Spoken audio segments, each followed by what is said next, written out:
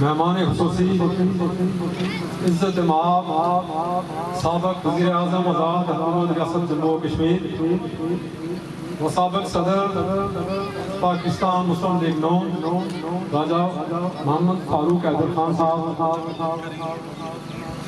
सदर तकरीब मेरे इंतहाई मोहतरम बुजुर्ग रहनुमा साबिक़ वज़ीर हुकूमत राजा निसार अहमद खान साहब,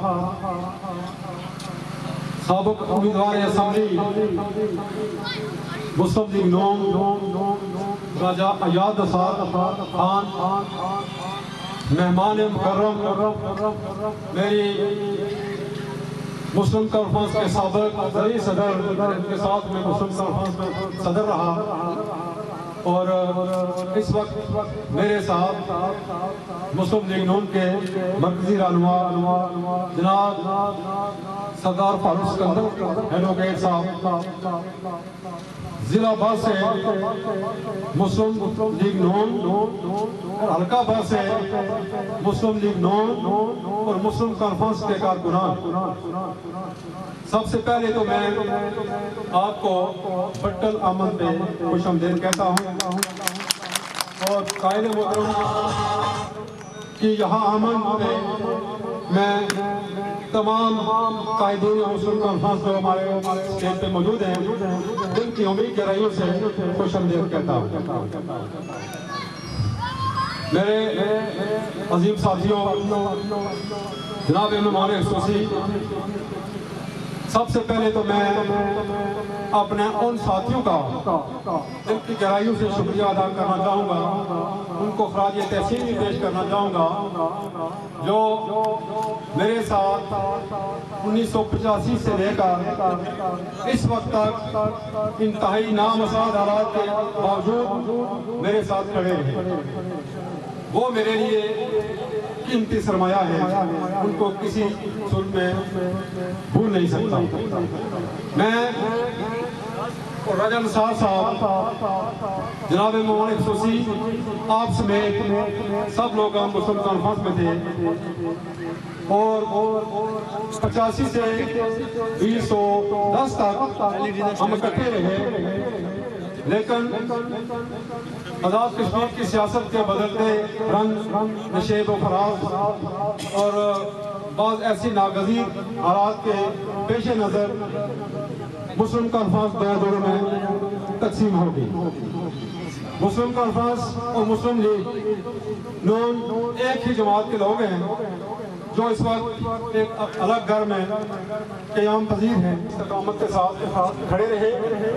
जनाब मेहमान खुसूसी, मैं जहाँ हम खड़े हैं ये मेरा दूसरा घर है। हाजी राजा मर्दान अली खान साहब मरहूम मरहूम, और मुझे आज दुख से कहना पड़ रहा है कि आज वो हमारी सफों में यहाँ मौजूद नहीं है। बरादरी कबीले के अंदर एक दो लोग होते हैं जो साहिबान की हैसियत रखते हैं, वो उस कबीले का सया होते हैं, साहिबान होते हैं, छतरी होते हैं।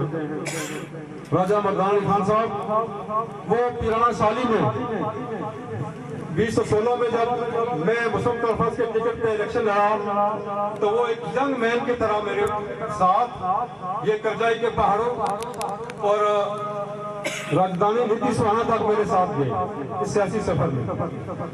और मैं समझता हूँ कि उनके रहलत के बाद जहाँ मैं खानदानी तौर पे यतीम हुआ,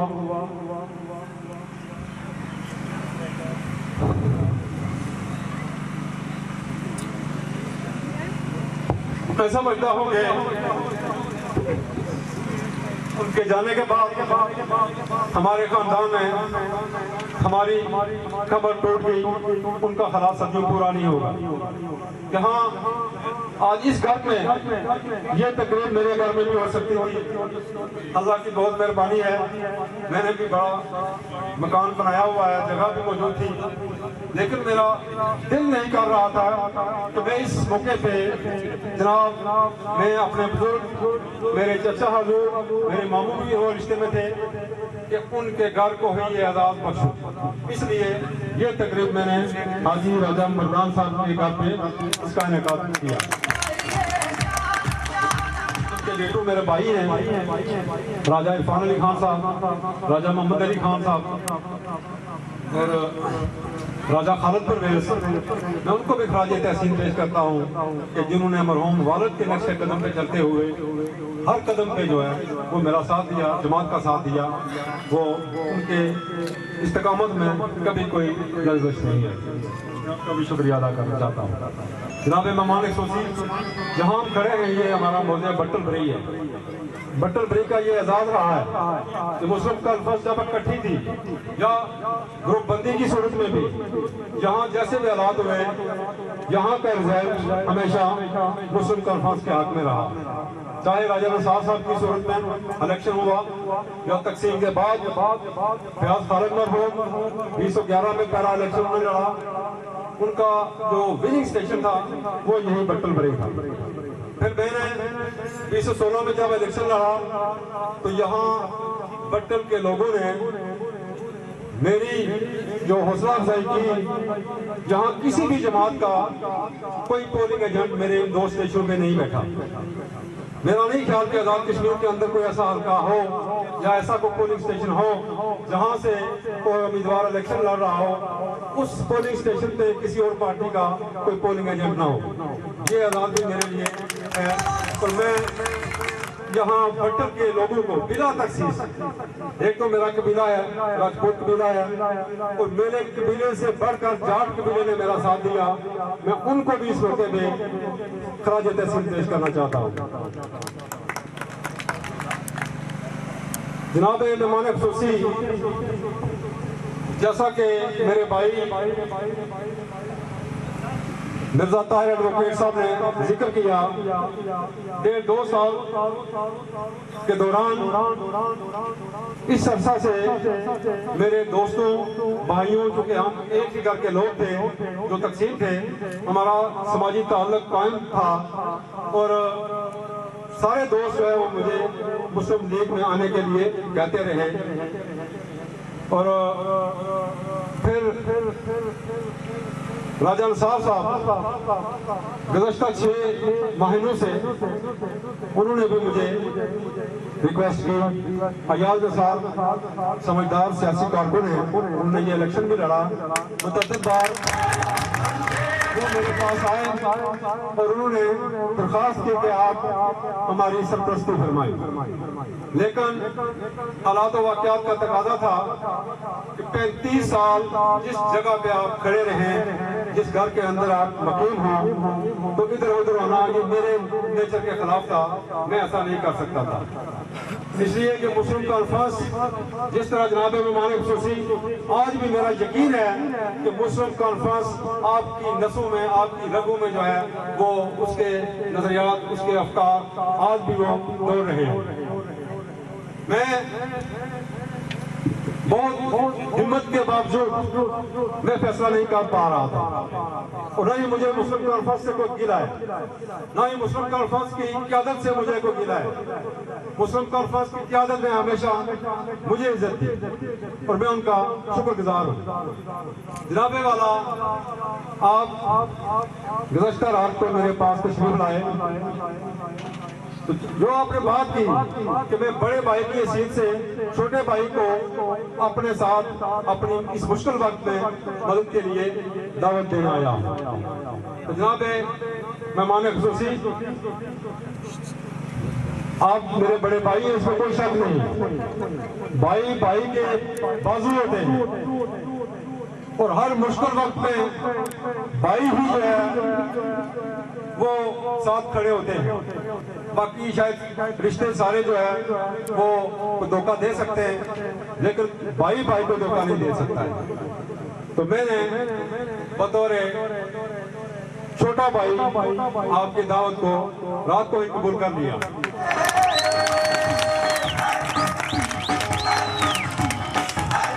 लेकिन एक गुजारिश करना चाहता हूँ, क्योंकि मुझे भी 35-40 साल हो गए सियासत के अंदर काम करते हुए। छोटा सा सियासी कारकुन हूँ।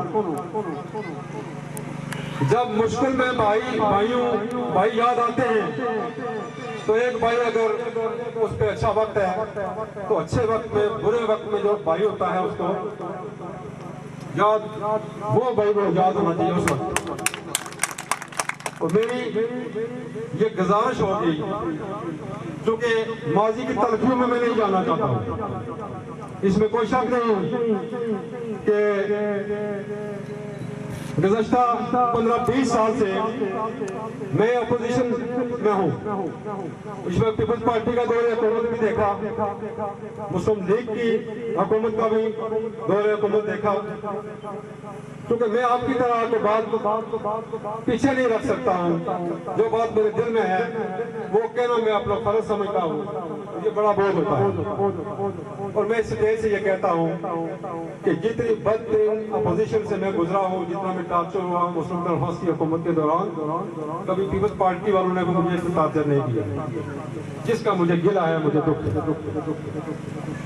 और मैं एक गुजारिश, छोटी सी गुजारिश करना चाहूंगा कि आप इस वक्त मुश्किल में, आपकी जमात मुश्किल वक्त से गुजर रही है, और बिलखुसूस आपकी जात भी इस वक्त ऐसे दोराहे पे खड़ी है कि आपको भाइयों की जरूरत है, मुखलस साथियों की जरूरत है। तो मैं समझता हूँ कि जहाँ मेरे साथ कोई इंसाफ नहीं हुआ, मेरे साथ किसी ने कोई बेवफाई की, मैं अपने तमाम जो मामलात हैं वो अल्लाह के सुपुर्द करता हूँ, और मैं आम माफी का ऐलान करता हूँ जो जिसने भी मेरे साथ कोई ज्यादती की। और आपसे एक गुजारिश करना चाहूंगा कि जब अच्छा वक्त आए, मैं भाई हूँ आपका, आपने मुझे भाई कहा, छोटा भाई कहा, इंशाअल्लाह ताला जितने भी मेरी जिंदगी है बाकी, मैं अपने छोटे भाई का किरदार अदा करूंगा इंशाअल्लाह। हर हल्का के अंदर आपका बाजू करूँगा, सिर्फ हल्का खोटा के अंदर नहीं, आज़ाद कश्मीर के तमाम हल्काजात के अंदर जहाँ भी आपको मेरी जरूरत पड़ेगी, मैं आपके शाना बिशाना जाने के लिए तैयार हूँ इंशाअल्लाह ताला। अपनी जो सलाहियत है, जो दवाइयाँ हैं वो सर करने में कभी कोई तरीका फरोख्त नहीं करूँगी। एक गुजारिश है कि जब अच्छा वक्त आए तो गुजारिश ये है कि हमें भी याद रखना जब चमन में बहार आए, और मेरा कोई बड़े अज़ाम नहीं है। मैं, मेरे साथी इस वक्त मारूफ रियान, ऐसे साथी जिनको मेरे पास देने के लिए कुछ नहीं था, और ऐसे हालात में वो मेरे साथ, मैं जिधर भी जाऊँ मेरे साथ है, तो मैं ऐसे साथी को बुला नहीं सकता। मैं अपने साथ ज्यादती को बर्दाश्त कर सकता हूँ, लेकिन मेरे किसी साथी, मेरे भाई को दिल आजारी हो तो ये मैं बर्दाश्त नहीं कर सकता। मारूफ रियान यहाँ मौजूद है, वो इस तरह बहुत से साथी मेरे, ये दरनाम फाती से लेकर जोड़ बादल तक जो मेरे साथ चलते रहे, वो मैंने पहले कहा कि कीमती सरमाया है। उनका तहफ़्फ़ुज़ करना, उनकी प्रोटेक्शन करना, ये मैं अपनी जिंदगी में ये फर्ज समझता हूँ। और इंशाअल्लाह ताला मैं साथियों को यकीन दिलाता हूँ कि मैं आपके हकूक़ पर, आपकी इज़्ज़त नफ्स पर कभी कोई जो है वो सौदेबाजी नहीं करूँगा, तो नहीं होने दूँगा। मैं एक बात अपने कारकुनों से, साथियों से ये कहना चाहूँगा कि राजा फारूक अदल साहब का जिस खानवादे के साथ ताल्लुक है वो सियासी खानवादा, सियासी घराने से इनका ताल्लुक है। इनके वालिद मोहतरम राजा हैदर खान साहब SP कॉलेज श्रीनगर से उन्होंने ग्रेजुएशन की, और उसके बाद वो आज जम्मू कश्मीर मुस्लिम कॉन्फ्रेंस तो रियासत के सवाद आज़म है, उसके वो सदर हैं। राजा साहब की वालदा मोहतरमा आज़ाद जम्मू कश्मीर एक्ट 74 के बाद जब कौमी असम्बली के इंतखाबात हुए तो इनकी वालदा मोहतरमा पहली रुकन असम्बली मुंतखब हुई। उसके बाद भुट्टो साहब का दौर आता है, FSF के जरिए और वजारत अमूर कश्मीर के जरिए दबाव डाला जाता है कि आप अपनी सियासी वफादारियां तब्दील करें। लेकिन मैं उन माई साहबा को सलाम पेश करता हूं कि उन्होंने ऐसे हालात में भी बड़े दबाव के तहत जो है वो साफ इनकार कर दिया। उस वक्त राजा फारूक हैदर साहब की ये हवाई उम्री में थे, कम सिंह थे, नौमर थे। और मैं जिस तरह सुना अपने बुजुर्गों से कि ये अपनी वालदा साहबा के पास जाते हैं और कहते हैं कि अम्मी हजूर, अगर आपने पाकिस्तान या वफाकी हुकूमत के दबाव के तहत सियासी वफादारियां तब्दील की तो मैं आपको आपकी औकलौती औलाद होने के नाते कुछ कह तो नहीं सकता, लेकिन अपने जेब से पिस्तौल निकाला और कहा कि मैं अपने आप को खत्म कर सकता हूँ, ये मेरा ख्याल है। इस तरह हवाई उम्री से ही जो है राजा फारूक हैदर साहब वो जब सियासत के अंदर दाखिल हुए और तहरीक आज़ादी कश्मीर से जो है इनका जो ताल्लुक है इंतहाई गहरा है। फिर इस हुकूमत के अंदर रहते हुए मुश्किल हालात थे, पाकिस्तान के अंदर फसाद तब्दील हुई, इन पर बड़ा दबाव था, लेकिन तहरीक आज़ादी के हवाले से इन्होंने कभी जो है वो अपना सब जो है वो कम नहीं किया और दो टोक अंदाज में असेंबली के अंदर और असेंबली के बाहर बिलखसूस जो इस्लामाबाद के अंदर एक प्रोग्राम था, शायद हुकूमती कॉन्फ्रेंस थी, जहाँ पाकिस्तान की हुकूमत और तमाम लीडरशिप मौजूद थी। वहाँ उस लीडरशिप के सामने आंखों में आंखें डालकर फारूक हैदर साहब ने जिस तरह बात की, मैं समझता हूँ तो कश्मीरी कौम की उन्होंने तर्जुमानी की। सही बात जनाब फारूक हैदर साहब आपको खराज तहसीन पेश करता हूँ। इस वक्त जो हालात है, सियासत तो होती रहती है, मुल्क बनता है तो सियासत होती है। जो मकबूजा कश्मीर के अंदर हालात है, हम जिस आजाद खित्ता के अंदर रह रहे हैं, ये 4000 मुरब्बा मील, इसको आजाद करने में हमारे आबाद का खून शामिल है, बड़ी कुर्बानियां हैं। और इसका मकसद ये था कि इसको बेस कैंप के तौर पर मकबूजा कश्मीर को इसकी आज़ादी के लिए अपनी तहरीक को तेज करें। लेकिन बदकिस्मती यह है कि हम उस पार के लोगों को आज़ाद कराने के बजाय यहाँ ये खिता यहाँ के सियासतदानों की सियासत का अमाजगा बन गया। ये बदनसीबी है कश्मीरी कौम की। और इस वक्त जो सूरत हाल है तहरीक के हवाले से, तो मैं समझता हूँ कि राजा साहब आपसे बेहतर मुझे आजाद कश्मीर के अंदर कोई ऐसी कोई शख्सियत नजर नहीं आ रही जो पाकिस्तान की ब्यूरोक्रेसी, एस्टैब्लिशमेंट और वफाकी हुकूमत पाकिस्तान के लोग वो कश्मीरियों के खैर खा है। लेकिन पाकिस्तान में जो हुकूमतें बनी उनकी गलत हिकमत अमली की वजह से आज हम मसला कश्मीर के हवाले से हमारी तहरीक जो है वो कमजोर हुई। मैं ये तवक्को करता हूँ कि इस नाजुक सूरत हाल पर कश्मीर की आज़ादी के हवाले से आपका किरदार जो है वो बड़ा अहम है और आप उस सूरत में बेहतर अंदाज में अपना किरदार अदा कर सकते हैं कि जब आज़ाद कश्मीर के अंदर आपके हाथ मजबूत होंगे। मैं जुमला कारकुनान मुस्लिम कॉन्फ्रेंस की क़यादत और तमाम कारकुनान से ये मेरी रिक्वेस्ट होगी कि पूरे आज़ाद कश्मीर के अंदर निकले और राजा फारूक हैदर साहब के हाथ मजबूत करें। अगर आप कश्मीरियों की इस तहरीक को कामयाब देखना चाहते हैं, कश्मीर को आज़ाद देखना चाहते हैं, तो राजा फारूक हैदर साहब का सियासी तौर पर जिंदा रहना ये लाज़िम मरज़ूम तहरीक के लिए।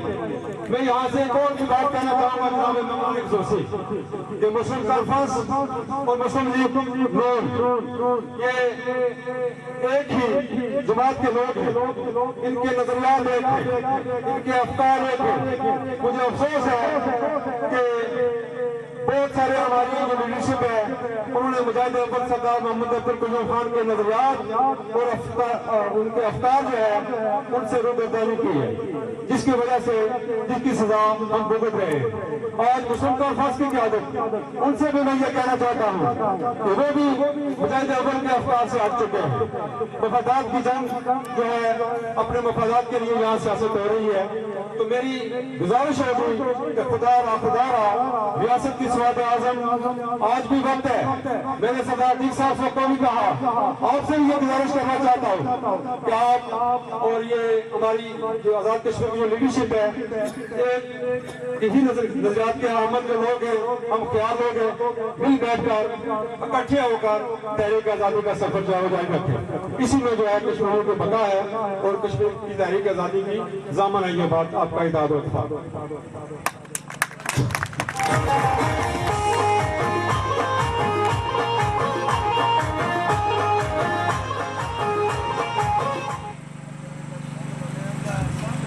मैं चूंकि ज़्यादा को लंबी बात आप नहीं करूँगा, मेहमान खसूसी और दीगर जो है हमारे मेहमान जो कोटली भर से सिकंदर साहब और सोटाकर तौर से राजा रिजवान साहब, इसी तरह हमारे दोस्त कोटली से नासिर कमाल यूसुफ साहब और जितने भी यहाँ दूर नज़दीक से हमारे यहाँ दोस्त तशरीफ लाए, उन सबको मैं उनको खुशआमदीद कहता हूँ, शुक्रिया अदा करता हूँ। तो चूँकि बात जो है हम जनाब मेहमान खसूसी की सुनेंगे,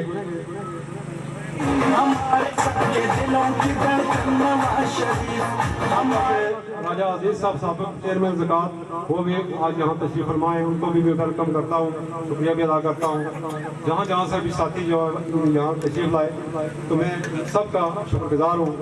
जो कि बातें आगे होती रहेंगी, मज़ीद हम सुनेंगे भी, सुनाएंगे भी। तो इस मौके पे सिर्फ मैं एक गुजारिश के साथ जो मैंने पहले कर दी कि हमें याद रखना जनाब फारूक हैदर साहब जब चमन में बहार आए। तो मैं आज से वो बात तो रात को होगी थी, तो मैं पहले भी कह चुका हूँ। आज से मैं मुस्लिम कॉन्फ्रेंस से छोड़कर आपके साथ ऐलान करता हूँ।